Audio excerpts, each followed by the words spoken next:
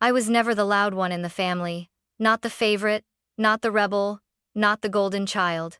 Just Emily, the quiet helper, the invisible glue that held things together without being seen. When my grandparents passed, I didn't expect anything.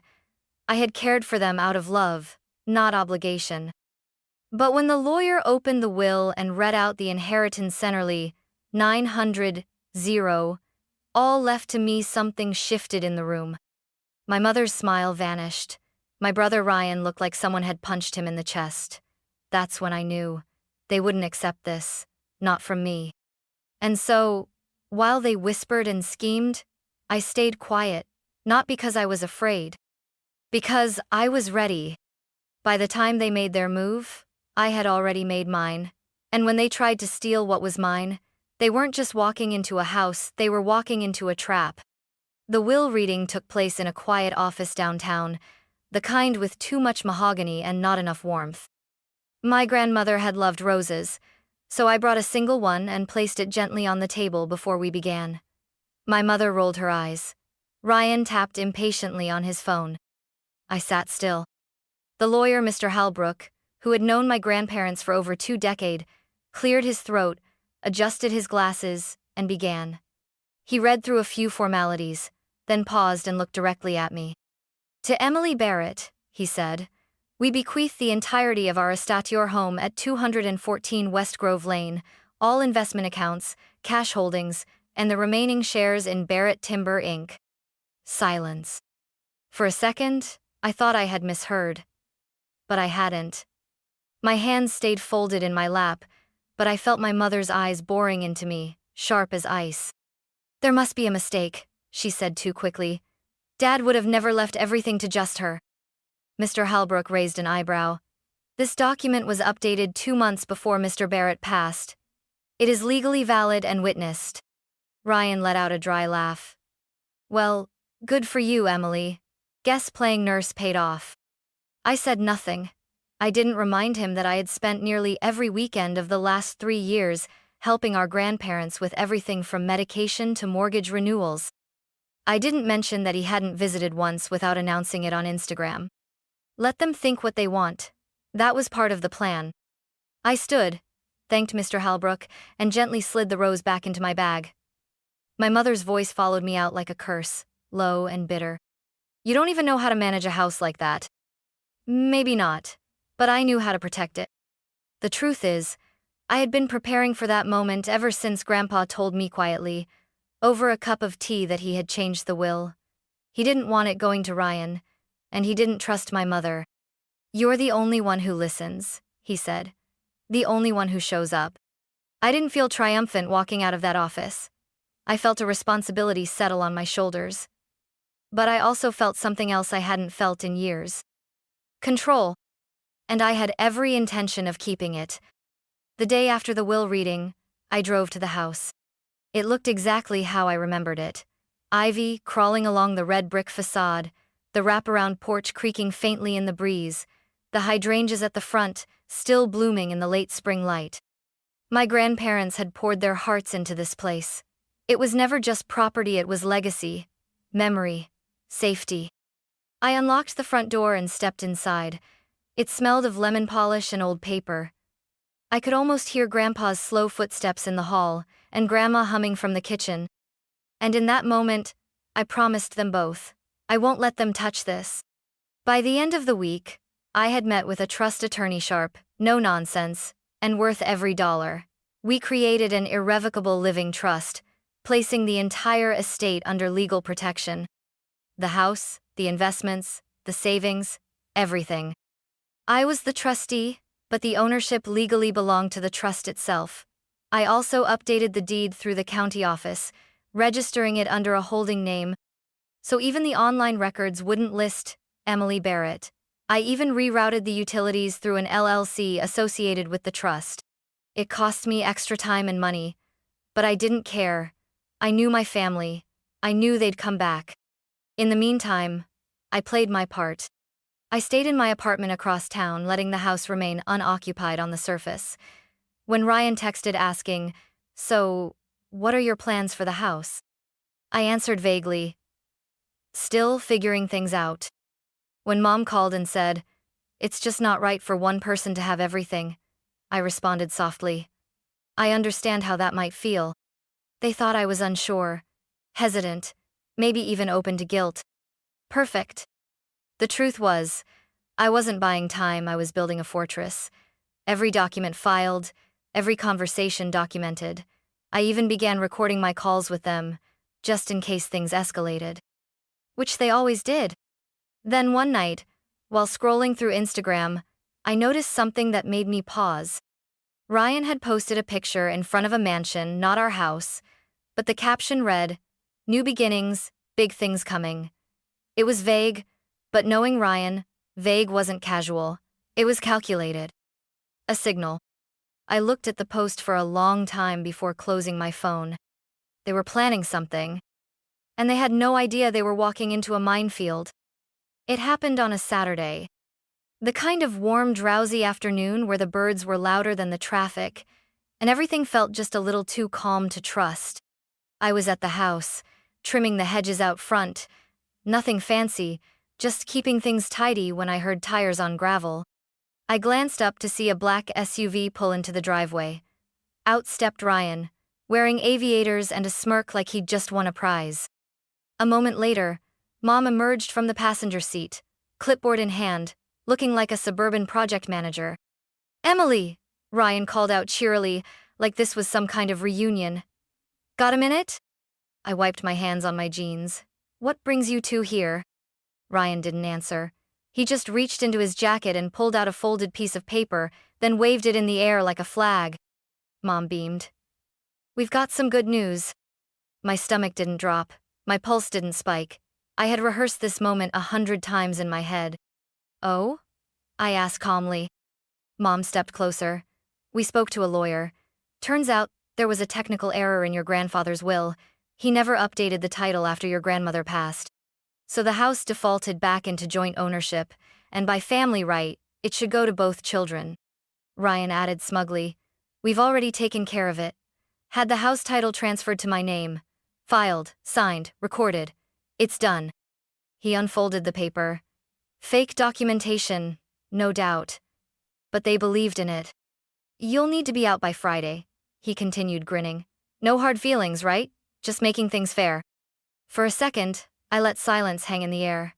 I looked from Ryan to Mom. Both of them stood tall, confident, satisfied. They thought I was cornered. And so, I smiled. Not a big smile, just a small, unsettling one. The kind you offer when someone's walking straight into their own mess and doesn't realize it yet. "You really think I'd let that happen?"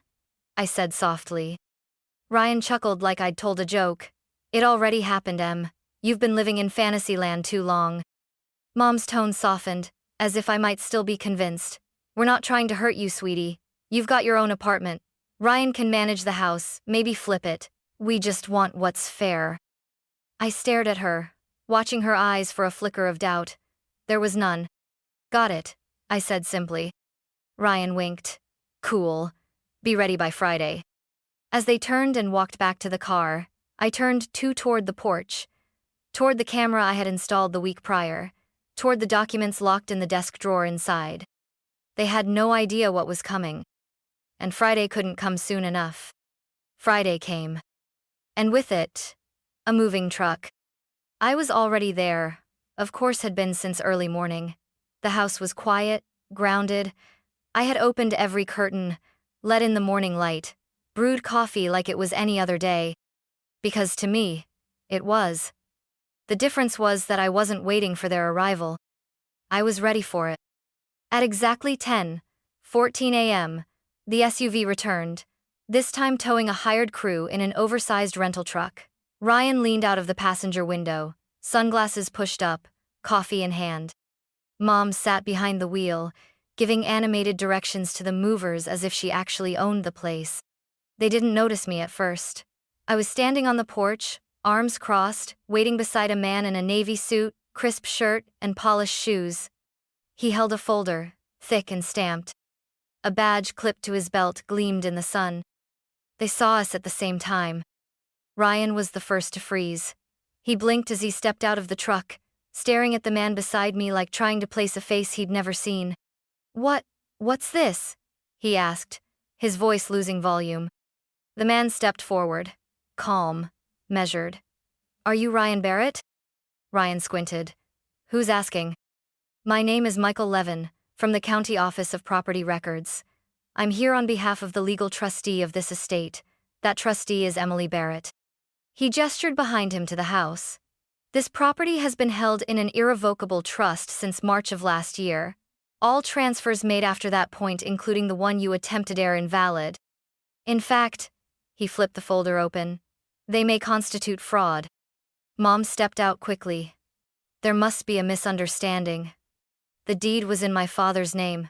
We assumed." "You assumed wrong," I cut in, my voice clear and firm. "I never left the title in my name. That's why you couldn't find it. You tried to use an old document, probably passed through one of those shady online services, but none of that matters. It's legally protected." Michael nodded. "We've already submitted a fraud report to the district clerk. Normally, there'd be a warning issued first, but arriving with movers? Attempting to evict the legal trustee? That crosses a legal threshold." One of the movers coughed awkwardly and began backing away toward the truck. Ryan looked panicked now, but still defiant. "You're doing this to your own family?" I turned to him. "No, you did this to yourselves. You tried to steal a house entrusted to me. You forged papers. You showed up with a truck and thought I'd crumble." He opened his mouth, but I raised a hand. "Let me be clear. If you ever set foot on this property again without my consent, it's trespassing. If you attempt to tamper with the trust or anything inside it, you'll be facing multiple charges." Mom looked like she wanted to say something. Her lips moved, but no words came out. Instead, she turned, stiffly, and walked back to the car. Ryan lingered half a beat longer, then spat. "You'll regret this." I didn't answer. The folder was still in Michael's hand, its nameplate embossed with the trust's title. They couldn't take it. They'd lost before they ever knocked on the door. 3 days passed. The house was quiet again, but I wasn't naive enough to think it was over. Not with my mother, not with Ryan. They weren't the kind to accept defeat. Especially not from me. The envelope came on a Wednesday morning, cream-colored, formal, addressed to me in stiff black print. Inside, 2 pages of legal language typed neatly on firm letterhead, signed by a new name I didn't recognize. A lawyer. Hired by my mother. The letter began with a feigned tone of civility, claiming emotional harm and distress caused by her exclusion from the estate.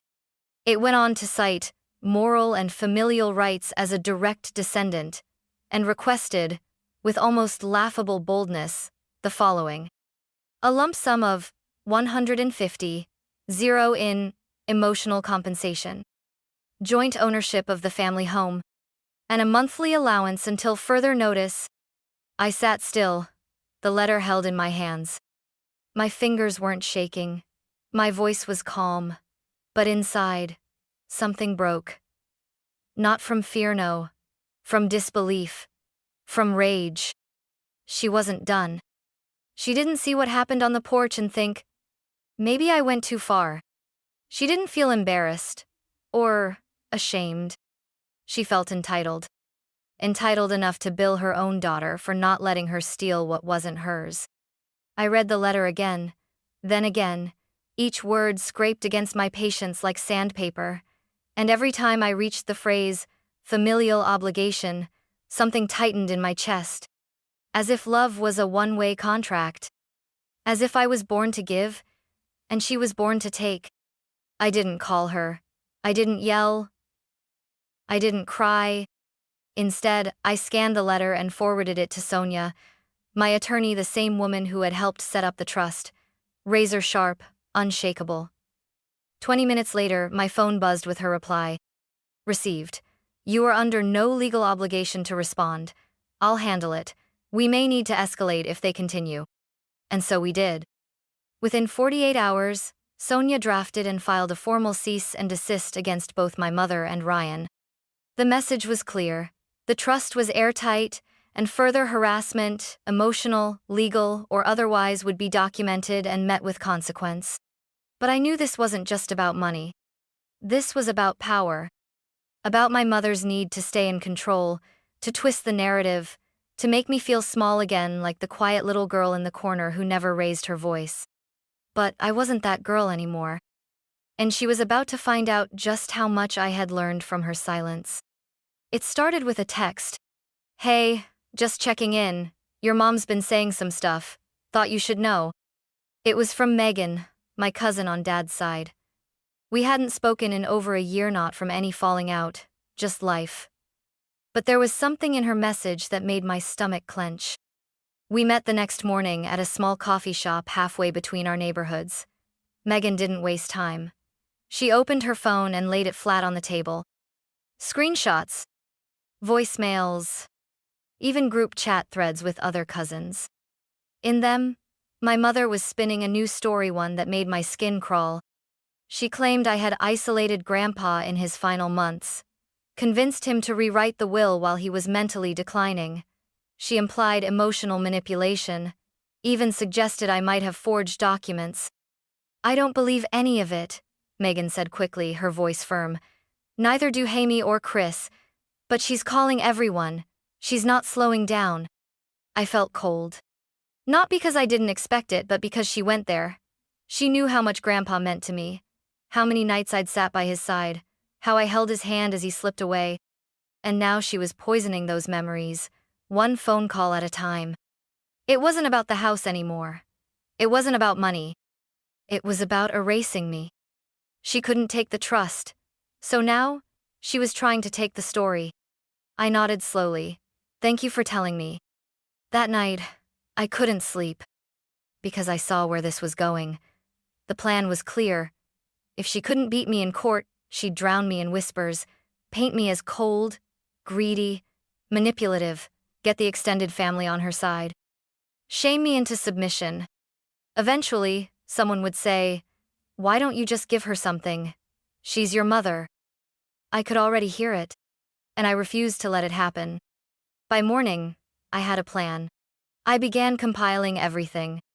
Screenshots Megan sent, the voicemails, the legal letters from their lawyer, photos of me and Grandpa at his bedside, emails between us before he passed, a copy of the updated will signed, witnessed, notarized.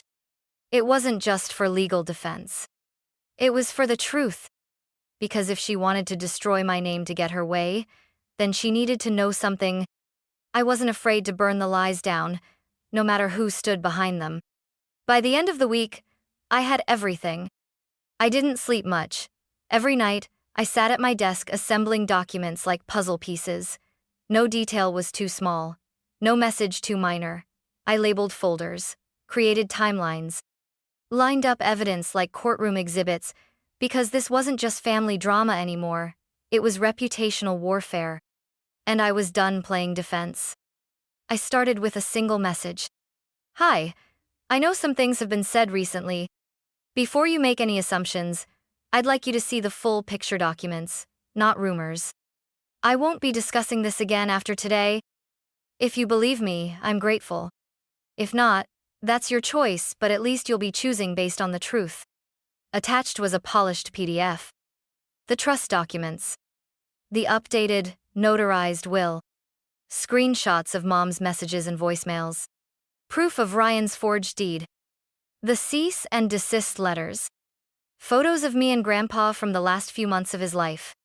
I hit send to 27 contacts, aunts, uncles, cousins, even second cousins I barely knew. I didn't expect miracles. But within hours, my phone lit up. Some were stunned. Some apologized. Some said they had no idea. My Aunt Carol left a voicemail in tears. "I believed your mother. I'm so sorry, Emily. You didn't deserve any of this. I didn't need their guilt. But I needed their silence to break." And it did. Of course, not everyone believed me.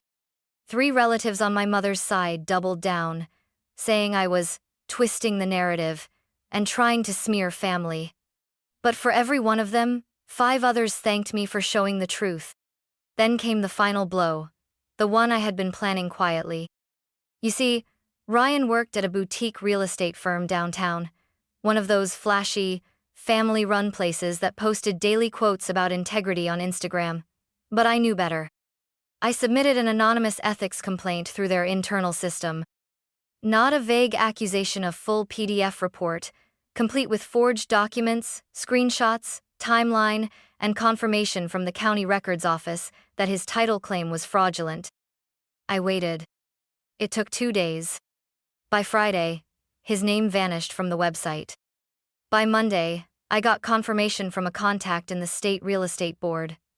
Ryan's license had been frozen, pending investigation. He wasn't just fired. He was reported. He tried to call me 11 times. I didn't answer. The following weekend, he posted a black screen on Instagram with the words, "Some people will destroy your life and play the victim." He didn't name me. But he didn't have to. Everyone who mattered already knew the truth. And as for the rest, I no longer cared. It didn't end with a bang. No court date, no family intervention, no dramatic confrontation in a courtroom. Just a letter. 2 months after the truth had gone out, after the job loss, the license suspension, the silence, I received a carefully worded envelope from a new lawyer. Not the one who demanded 150, zero. This one was polite, almost corporate in tone. On behalf of my client, Ms. Helen Barrett, we are writing to formally withdraw all outstanding legal claims regarding the Barrett family estate. We further request, respectfully, that there be no further direct or indirect contact between parties moving forward. In other words, she gave up. No apology. No admission. Just a quiet surrender, sealed in thick ivory paper. I read the letter once, folded it, slipped it into the file folder with the rest of the story, and locked it away. I didn't feel triumphant. I didn't cry. I just felt done. That night, I drove to the house. For once, it wasn't to defend it, or to plan, or to prepare for someone else's chaos. It was just mine. The sun had just set, casting a soft amber glow through the stained glass windows. I walked barefoot through the halls, fingers brushing the familiar wood trim, the floral wallpaper, the bookshelf Grandpa had built by hand. The house smelled of cedar and old books. It was warm. Still. I ended up in the den, where Grandpa used to sit in his old leather chair, with the paper folded over his lap. I stood there in silence, letting the memories settle around me like dust. Then I whispered, so quiet only the room could hear. I kept it safe, just like I promised. And I think if he had been there, he would have smiled. Because I didn't just protect the property. I protected the spirit of it. The love, the legacy, the part of my grandparents that trusted me, even when the rest of the family never did. I didn't let them twist it. Didn't let them steal it. Didn't let them rewrite it. As I turned off the lights and headed upstairs, I realized something else. I had also protected myself. For so long, I'd lived in fear of my mother's voice, her disappointment, her judgment. I had walked on eggshells, played peacemaker, stayed small. But this time, I didn't fold. I stood my ground. And in doing so, I broke the cycle. Not with violence, not with revenge. With boundaries. With truth. With quiet strength. The kind my family never saw coming. I fell asleep that night in the same room where Grandma used to tuck me in, and for the first time in a long time, I didn't dream of confrontation, or fear, or family politics. I just slept. Because the war was over. And I was free.